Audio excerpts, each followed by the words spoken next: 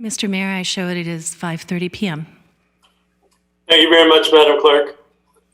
Seeing that it's 5:30 tonight, I wish to welcome everybody to this special meeting this Monday evening, February 7th. I'll now call this meeting to order. Madam Clerk, could you please call the roll? Yes, sir. Councilmember Rodriguez. Here. Councilmember Goethals. Here. Councilmember Lee. Here. Deputy Mayor Pappen. Here. Mayor Bonilla. I'm here. Okay, thank you all. The next item on the agenda tonight will be the special notice that we have, and I'm going to read this. Due to the health orders in place at this time, we are holding meetings remotely. Information on how to provide public comment is explained at the bottom of each published agenda. When public comment is announced for the item you wish to comment on, use the raise your hand feature in Zoom, and you'll be called on at the appropriate time. If calling in via telephone, press *9 to raise your hand, and when called upon, press *6 to unmute. These options for public comment will remain available until I close the public comment period for that specific item. So now we're moving on to the first item. This is a study session, and this item is council guidelines for by-district governance principles. Thank you. I think we have a presentation on this. Yes, Mr. Mayor. It's my pleasure to present on this item. We are in front of you today because we are going to a new form of elections, which are by district. And when we have in front of you city council guidelines, a word about the guidelines. They're the agreed upon method to conduct the city's business. Oops, let me do from here. So they're the agreed upon rules that you've established for how you guys conduct the city's business. The city staff use them in a number of ways in addition to what you've agreed upon, and in order to reference, we go to them in order to make sure that we're presenting to you the way we're supposed to. It informs our meeting management and anything as small as even how we open the mail for you. It is public on the city's website, so it's accessible to members of the public so they can see how you conduct your business. So we're now going to be conducting city council elections via district model. And we thought that this is a great opportunity to talk to you, to have you have discussion and agreed upon key governance principles. We have a word about the by-district elections. What it does is it changes how city council members are elected. It doesn't actually change how you govern the city. You still act as one body, and we thought it would be worthwhile to codify that into this government. So we solicited samples from 9 other cities through a city clerk listserv that had adopted policy statements and/or process clarifications and other things after switching to district elections. So we went through and looked at the themes of those different policy statements that had been proposed, and we came up with 5 consistent themes. Now, we had 9 cities that we looked at, and you can see their names there, and they ranged from the smallest city was about 43,700, and the largest was over 500,000. So, and we didn't take any one-off themes, we just pulled out in the ones that where there is commonality. So on the 5 consistent themes that we were able to assess were serve the entire community, statement about city management and our governance structure, how the use of city resources are, distribution of council duties and the events, and communication and access to information. So we came up with some proposed language. This is entirely at council's discretion. You can direct me to tweak the language or decide you don't want to go down that route. This is completely for your consideration. But it did seem to be best practice for many of those cities I mentioned. So with your permission, I'm going to dive right in. So the first governance principle was serve the entire community. So we thought it was really worthwhile to say the City Council wishes to remain united in its service to the community and will govern by considering the needs and interests of the community as a whole. And again, this goes back to the statement that you're elected in the new election model by individual districts, but we want and have discussed this during the process of going to by-district elections, that the governance is for the entire city. You're operating as one body for the entire city. Just how you get into that seat has changed. The second bullet point we thought would be worthwhile for council consideration is members of the city council will continue to serve all residents, regardless of whether they live within their district. Any member of the city council may be responsive to requests from anyone in the community. So those are the two common bullet points we thought would be worthwhile to bring in front of you today on serve the entire community, which is sort of the key concept. Worthwhile to have a statement on city management and governance. Professional management in a council manager form of government will continue with all of the best practices that the city council currently receives. And again, because this is a public-facing statement, and it's very well defined both in our charter and in our municipal code in various places that this is how we operate. City council has oversight over this, the city manager over this. This is what is the duties of the city manager. But it's a common referred to term, council manager form of government, and it speaks to something. We thought it would be worthwhile to actually call out that this is how we operate inside the council guidelines for clarity's sake. The third one is use of city resources. So the city council will strive to use taxpayer resources efficiently and effectively while providing consistent services for all residents. Resources will be allocated based on the city's long-term strategic plan and citywide considerations of service levels and financial capacity. And you can see that that's a very important statement because it goes to following our good financial practices and principles that we have in place right now. A long-term strategic plan, long-term capital improvement vision, how we rank, how our streets gets paved, all of those things are considered best practices and have served the city well. And so we wanted to make sure that that was clear. Just because we're at the by-district election model, that should not change or may not change at council's direction. And then also a statement a little bit more nuanced about budget allocations and financial considerations will not be made based on districts. And so you can see where that could go, especially around capital programs and so on, that it's not, you're again back to that key statement, governing the city as one city with an eye towards the needs of the entire city, not for any individual district. And this is distribution of council duties and events.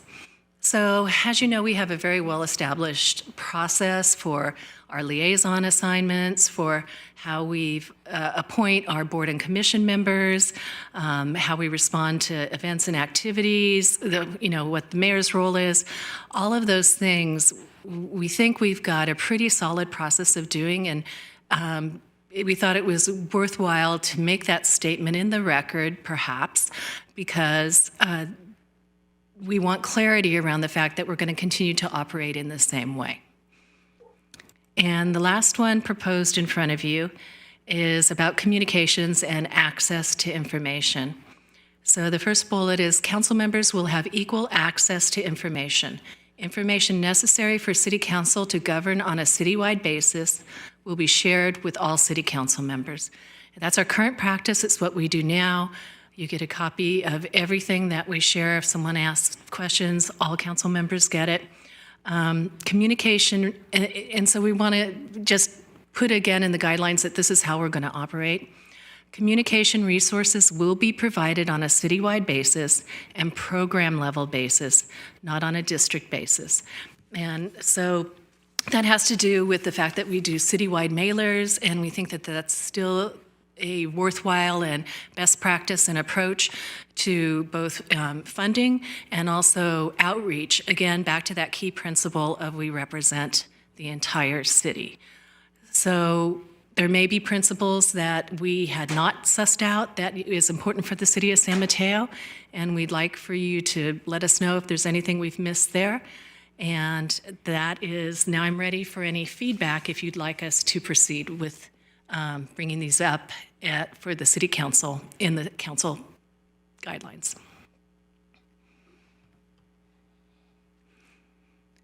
Mr. Mayor, Thank you. Thank you very much, Madam Clerk. Okay, I turn it over to the City Council for any questions. thoughts, ideas? Please go ahead.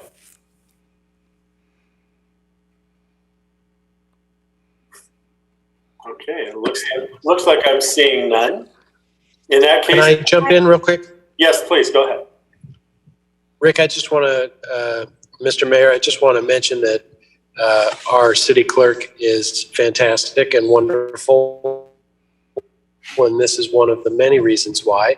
I love these concepts, and I love that we're putting it into writing, and I love that we are making it clear, because this is one of those concerns that many people have when you're split up into districts. Will it feel different? Will governance be different? And this is a beautiful way for us to articulate to our constituents that we're going to do everything in our power to continue to represent the entire city and govern the entire city in the best way possible. So kudos to our city clerk for taking this on and for making it explicit. I just want to say thank you. Thank you very much, Councilmember Goethals. Next, go ahead, Councilmember Lee. Thank you. Well said, Councilmember Goethals. I also really appreciate the thought and articulation of governing holistically. And I specifically had one question that kind of came to mind. If you don't mind going back to the communications and access to information part. So one of the ideas that has been discussed and raised through community, and also looking at other community engagement strategies that are implemented in other jurisdictions very effectively, is somewhat of a district-based town hall structure that helps to engage community sort of at the point of a region. And it's different than a citywide mailer. It's different than citywide social media communications. It's not like a blanket all e-news. And it's also sort of in between what we're currently doing, where you get, maybe a notification if you're within 1,000 feet or 500 feet of a project that's under consideration.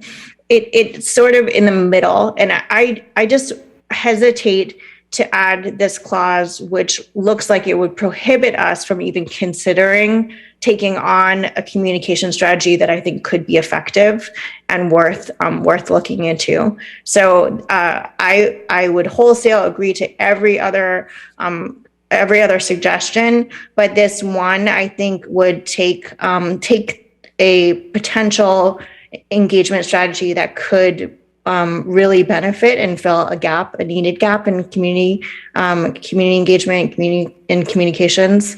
That I don't know if we want to shut the door on that. Thank you, Councilmember Lee. Would it be beneficial, if I may ask a question, to have a sub-bullet point list of what is citywide and what is allowed within districts, so it's a little bit more explicit, or to have a carve out specifically for localized district-based town hall meetings? Well, since we don't do localized town hall, if we're agreeing to do that, that would be great, and let's throw it in. I guess I would just say, I guess I would just err on the side of not restricting it from communications being on a district basis, because we might find that district level communications are very beneficial, right? So I'm not sure if we want to take that off the table.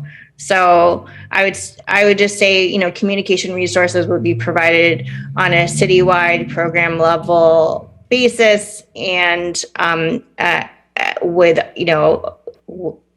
other strategies to be defined, or by council direction or something like that.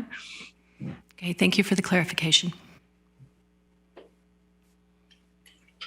Great. Is that all, Councilmember Lee? Yes, thank you. Okay, thank you. Councilmember Patton. I would concur that I'm relieved to see these principles come out, because it is true we don't change the way we govern just because we change the way we're elected. I see where Councilmember Lee is going, however, because it becomes just a slight little bit of tension there, because you ultimately do have to maybe just communicate with your district on a particular item. So I would agree with let's not restrict ourselves should a council member need to have communication with the district.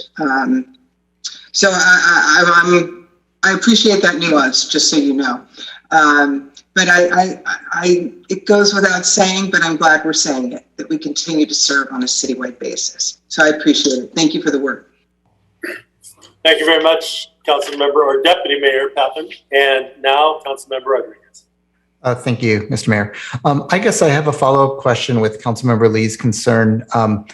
I agree with the principles behind it, but I'm not understanding how this bullet point would prevent that, because the way I'm interpreting it, and I could be wrong here, is that this is kind of like equal access to information from the city. But if any one of us wanted to, have a town hall or have a neighborhood meeting for any neighborhood, especially if it's in Everett, especially later on when it's in your district, I'm having trouble understanding how this would prevent that. And I guess I'd like a little bit of clarification from staff. Well, can I jump in just to reference the model that I've talked about? So in the jurisdiction that I was referring to, the town halls are actually organized and by the cities themselves. So it's not, for example, a council member holding a town hall. It's a city organized event for a region. So for example, we could, Jennifer Chen holds these, task forces, and we have city staff go out to different neighborhood associations. This is a way of sort of creating an umbrella structure for the city staff to have relationships with all of the neighborhood associations, and even the catchment for those who don't have no neighborhood associations to communicate at a district level. So it could be resources, it could be direct city resources.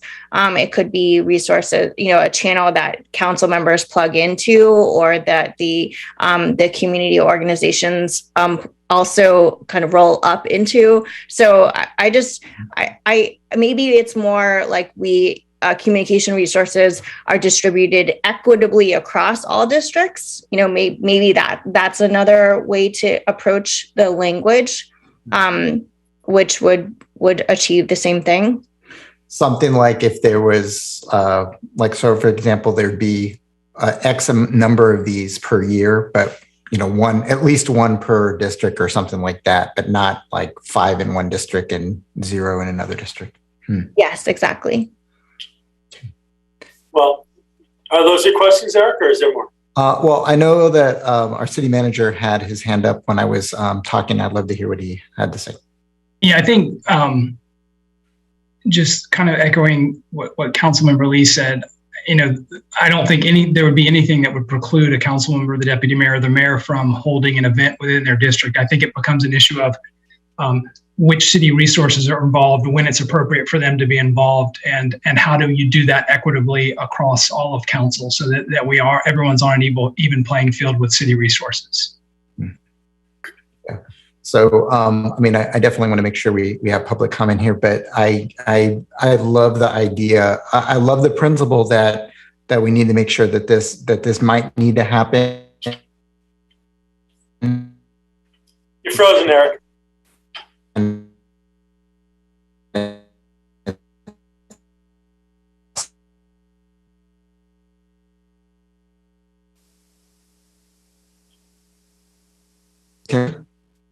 Eric, you're frozen.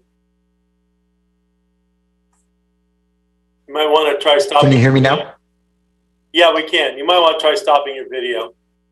Okay. All right.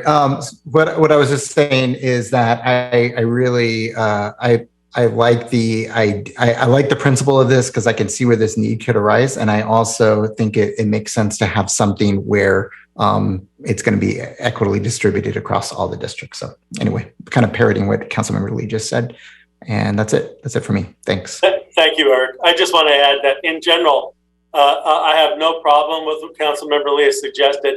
I didn't notice anywhere where it seemed to preclude us from doing something like that, but I guess it's good to really kind of make it clear so people understand going forward in the future.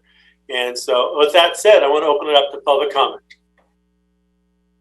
At this time, I do not have any hands raised from the public. Okay, then seeing none, I'll go ahead and close the public comment period. And Bill, at this point, I have to ask, do you feel like you have all of the staff? Do you feel like you have everything you need on this item? Yes, Mr. Mayor, I think we have clear direction. I appreciate it. Thank you very much, Madam Clerk. Okay, then we're going to move on to the next item, which is going to be a closed session. And the title of the session is Conference with Labor Negotiators. And under Government Code Section 54957.6, and we'll be conferring with our City Attorney, Prasanna Rasaya. So if there's any member of the public wishing to speak on this closed session item, please raise your hand. At this time, I do not have any hands raised. Very good. Then I'll go ahead and close this public comment period, and we'll move on to the closed session meeting. And we'll see you all at the 7 p.m. meeting of the regular meeting of the City Council. Thank you very much.